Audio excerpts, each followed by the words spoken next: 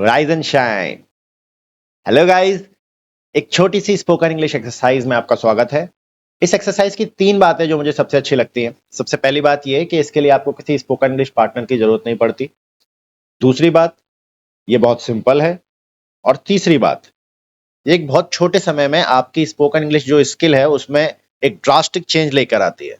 यानी सिर्फ 7 से 10 दिन के अंदर ही आप अपनी स्किल में रेवोल्यूशनरी चेंज, क्रांतिकारी परिवर्तन देख पाएंगे। तो बिना कोई टाइम वेस्ट के शुरू करते हैं। देखिए, करना बस यही है, एक छोटा सा वीडियो हम देखेंगे, उसके ऊपर 8-10 लाइनें बोलेंगे हिंदी में, फिर उनको तसल्ली से ट्रांसलेट करेंगे इंग्लिश में, और फिर इस वीडियो को डायरेक्टली देखते हुए इंग्लिश में बोलेंगे। तो आज का वीडियो है ये वाला। इसमें मैंने दिवाली की थीम को लिया है, तो अब दिवाली के ऊपर मैं 8 से 10 लाइनें बोलूंगा। दिवाली का त्योहार एक बहुत ही प्राचीन त्योहार है। हिंदू धर्म में इसकी मान्यता बहुत महत्वपूर्ण है। दिवाली के दिन लोग आतिशबाजी चलाते हैं, दिए जलाते हैं, पूजा करते हैं, रंगोली बनाते हैं, परिवार के साथ रहते हैं, घर की साफ सफाई करते हैं। कुल मिला के खुशी का, मेल जोल का और अपनेपन का एहसास रहता है। मैं व्यक्तिगत रूप से बहुत ज्यादा आतिशबाजी करने के पक्ष में नहीं हूँ, लेकिन हाँ, एक अनार और एक फुलझड़ी मैं अपने परिवार के साथ जरूर जलाता हूँ। मैं खुद बहुत ज्यादा मिठाई नहीं खाता हूँ, लेकिन हाँ, मिठाई बांटने जरूर जाता हूँ। मेरे लिए इस त्योहार का मतलब है परिवार के साथ समय बिताना, साथ ही भगवान से अपने समाज के लिए खुशियों की प्रार्थना करना। मैं पूरे साल इस त्योहार का इंतजार करता हूँ। ये त्योहार मुख्यतः बुराई पर अच्छाई की जीत के लिए मनाया जाता है। मेरी बहन घर पर बहुत अच्छी रंगोली बनाती है। हालांकि हम फूलों का इस्तेमाल नहीं करते, हम कलर्स का इस्तेमाल करते हैं। मेरी भगवान से प्रार्थना है कि ये दिवाली आपके और आपके परिवार के लिए बहुत बहुत शुभ रहे। तो ये थी कुछ बातें, अब हम इन्हें इंग्लिश में ट्रांसलेट कर लेते हैं। मिलता हूं मैं आपसे। तो अभी हमने जो भी बातें बोली उन्हें हमने हिंदी में लिख लिया है। अब हम इन्हें एक एक करके इंग्लिश में ट्रांसलेट करेंगे। शुरू करते हैं। दिवाली का त्योहार एक बहुत ही प्राचीन त्योहार है। हिंदू धर्म में इसकी मान्यता बहुत महत्वपूर्ण है। अब देखिए, दिवाली का त्योहार एक बहुत ही प्राचीन त्योहार है। सिंपल प्रेजेंट टेंस है ये। दिवाली का त्योहार, इसे लिखेंगे द फेस्टिवल ऑफ दिवाली। एक बहुत ही प्राचीन त्योहार है। इज, अब देखिए, बहुत ही प्राचीन को वेरी ओल्ड भी बोल सकते हैं, लेकिन एक पर्टिकुलर वर्ड है यहाँ के लिए, एक स्पेसिफिक वर्ड है, उसे कहते हैं एंशियंट। वेरी ओल्ड या एंशियंट।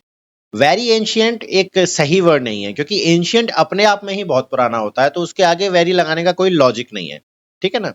तो वेरी ओल्ड को हम बोलेंगे ancient. The festival of Diwali is an ancient festival. Hindu धर्म में इसकी मान्यता बहुत महत्वपूर्ण है। ठीक है? हिंदू धर्म में, इन हिंदुइज्म, इसकी मान्यता बहुत महत्वपूर्ण है। अब मान्यता को इंग्लिश में कहते हैं रिकॉग्निशन। बहुत महत्वपूर्ण, बहुत महत्वपूर्ण को वेरी इंपॉर्टेंट कहा जा सकता है, लेकिन आपको तो बताइए हम वेरी यूज नहीं करते हैं। बहुत महत्वपूर्ण को हम कहेंगे इंडिस्पेंसिबल। इंपैरेटिव भी कह सकते हैं, लेकिन इंडिस्पेंसिबल ज्यादा अच्छा वर्ड है। वेरी इंपॉर्टेंट के और भी कई सिनोनिम होते हैं, जैसे क्रूशल, वाइटल। इंडिस्पेंसिबल इस पर्टिकुलर सेंटेंस के लिए बिल्कुल सही फिट बैठता है।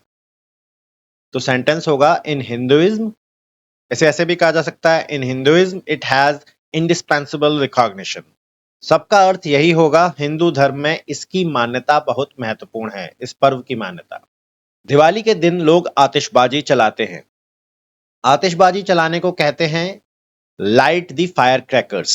ता है, ती है, ते है, आया है, तो ये प्रेजेंट इंडेफिनिट टेंस है। ये हैबिट्स के बारे में बताता है। दिवाली के दिन, on the day of Diwali, people light fire crackers. Fire works भी कह सकते हैं। क्रैकर्स और फायर वर्क्स में क्या अंतर होता है? क्रैकर मीन्स कोई भी ऐसा पटाखा जो सिर्फ आवाज करता हो। फायर वर्क्स मतलब जो आवाज भी करे और जो जिसमें रंग भी हो, जिसमें रोशनी भी हो। ठीक है ना? जो एक विजुअल डिस्प्ले भी दिखाए, तो उसे कहते हैं फायर वर्क्स। जैसे कि जो सुतली बम होता है वो एक क्रैकर है, जबकि जो रॉकेट होता है जो ऊपर जाके फटता है और कई तरह की डिजाइन बनाता है, कई तरह के कलर दिखते हैं उसमें, उसे फायर वर्क्स कहेंगे। अब दिए जलाने को लाइट दी लैंप्स बोलते हैं। दिए को इंग्लिश में लैंप कहते हैं। तो लाइट तो हमने पहले ही लिख दिया है, तो हम यहाँ लिखेंगे, on the day of Diwali people light fireworks and lamps. पूजा करते हैं, पूजा करने को वर्शिप कहते हैं, तो सिर्फ वर्शिप लिखेंगे। रंगोली बनाते हैं, मेक रंगोली, बिल्कुल सिंपल है। परिवार के साथ रहते हैं, अब देखिए परिवार के साथ रहते हैं को इस सेंस में लिया जाएगा कि परिवार के साथ समय व्यतीत करते हैं, तो इसे कहेंगे स्पेंड टाइम विद फैमिली। घर की साफ सफाई करते हैं, क्लीन दी हाउस। कुल मिलाकर खुशी का, मेलजोल का और अपनेपन का एहसास रहता है। ठीक है, कुल मिलाकर के लिए तो हो गया ओवरऑल। अब देखिए खुशी का, मेलजोल का और अपनेपन का एहसास रहता है, इस सेंटेंस में कोई कर्ता नहीं है, कोई सब्जेक्ट नहीं है, तो ये सेंटेंस देयर से शुरू होगा, तो इसे कहेंगे ओवरऑल देयर इज। अब एहसास रहता है को इंग्लिश में कहेंगे फीलिंग, तो सेंटेंस क्या बनता है, overall there is a feeling of happiness, togetherness and belongingness. तो सेंटेंस क्या हुआ कि दिवाली के दिन लोग आतिशबाजी चलाते हैं, दिए जलाते हैं, पूजा करते हैं, रंगोली बनाते हैं, परिवार के साथ रहते हैं, घर की साफ सफाई करते हैं। कुल मिलाकर खुशी का, मेलजोल का और अपनेपन का एहसास रहता है। इस इंग्लिश में कहेंगे on the day of Diwali people light firecrackers and lamps, worship, make rangoli, spend time with family, clean the house. Overall, there is a feeling of happiness, togetherness and belongingness. मैं व्यक्तिगत रूप से बहुत ज्यादा आतिशबाजी करने के पक्ष में नहीं हूं। अब देखिए मैं व्यक्तिगत रूप से यानी कि पर्सनली पक्ष में नहीं हूं, सिंपल सेंटेंस है, प्रेजेंट टेंस का सेंटेंस है, हूं आया है इसमें। Personally I am not in the favour of excessive fireworks, लेकिन हाँ एक अनार और एक फुलझड़ी मैं अपने परिवार के साथ जरूर जलाता हूं। लेकिन हाँ को कहेंगे बट यस। अनार को इंग्लिश में कहते हैं फाउंटेन क्रैकर और फुलझड़ी को इंग्लिश में कहते हैं स्पार्कलर। तो सेंटेंस क्या बनता है, तो सेंटेंस बनता है but yes I do light one fountain cracker and A sparkler with my family. मैं खुद ज्यादा मिठाई नहीं खाता हूं, लेकिन मिठाई बांटने जरूर जाता हूं। I do not eat a lot of sweets myself. अब यहां देखिए लेकिन मिठाई बांटने जरूर जाता हूं। जरूर जाता हूं यानी मैं एम्फेसाइज कर रहा हूं। किसी अच्छी चीज के लिए अगर एम्फेसाइज किया जाता है तो do make it A point use होता है। मेक इट ए पॉइंट यानी कि मैं किसी पर्टिकुलर चीज के लिए एम्फेसाइज कर रहा हूं, तो इसकी इंग्लिश होगी but I do make it A point two distribute them. तो क्या हुआ, मैं व्यक्तिगत रूप से बहुत ज्यादा आतिशबाजी चलाने के पक्ष में नहीं हूं, लेकिन हाँ एक अनार और एक फुलझड़ी मैं अपने परिवार के साथ जरूर जलाता हूं। Personally I am not in favour of excessive fireworks, but yes I do light one fountain cracker and one sparkler with my family. मैं खुद बहुत ज्यादा मिठाई नहीं खाता हूं, लेकिन मिठाई बांटने जरूर जाता हूं। I do not eat a lot of sweets my self, but I do make it A point two distribute them. मेरे लिए इस त्योहार का मतलब है अपने परिवार के साथ समय बिताना। For me this festival means spending time with my family. साथ ही भगवान से अपने समाज के लिए खुशियों की प्रार्थना करना। तो क्या बना, साथ ही के लिए एज वेल एज भगवान से खुशियों की प्रार्थना करना। भगवान से प्रार्थना करना, प्रेइंग टू गॉड, खुशियों की प्रार्थना करना। फॉर हैप्पीनेस किसके लिए, समाज के लिए। फॉर सोसाइटी अपने समाज के लिए, for my society. As well as praying to god for happiness for my society. Society की जगह कम्युनिटी भी कह सकते हैं, वो भी गलत नहीं होगा, ठीक है ना। मैं पूरे साल इस त्योहार का इंतजार करता हूं। अब देखिए अगर शब्द के हिसाब से आप इंग्लिश बनाएंगे तो इसका ट्रांसलेशन हुआ whole year, throughout the year I wait for this festival. Okay, इसे एक नोशन में भी कहा जा सकता है, I look forward to this festival all year. ये ज्यादा नया एडवांस लगता है, तो यही लिखते हैं। यह त्योहार मुख्यतः बुराई पर अच्छाई की जीत के लिए मनाया जाता है।